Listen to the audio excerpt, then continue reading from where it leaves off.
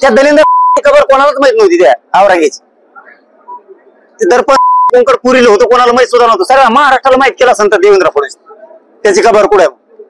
आता अफजल खानाची शोधून काढी तू का कुठे आहे म्हणून.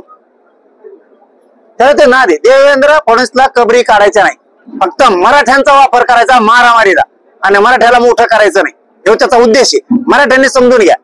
70-75 वर्षात यांनी आपला वापर केला हिंदू हिंदू. त्याला ती कबर काढायची. कबर काढायची कोण म्हणताय? देवेंद्र फडणवीस. पोलिस कोणी लावले तिथं? देवेंद्र फडणवीसने. कशी काढायची? त्या औरंग्याला हार घालायला, ती दिवा लावायला 2,60,000 रुपये कोण दिले? मोदी साहेब आहे. आणि कबर कोण काढा म्हणतो? हे.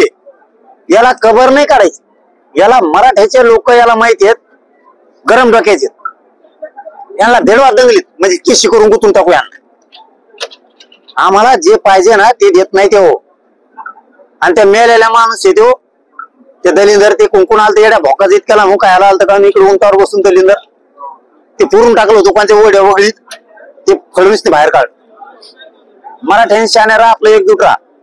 ज्यावेळेस आपलं खरं धर्मावर संकट आहे ना त्या टायमाला माना आणि छाती ठोकपणे लढणारे मराठीचे. पण आज रोजीरोटीची गरज आहे. फडणवीस ती देत नाही आपल्याला.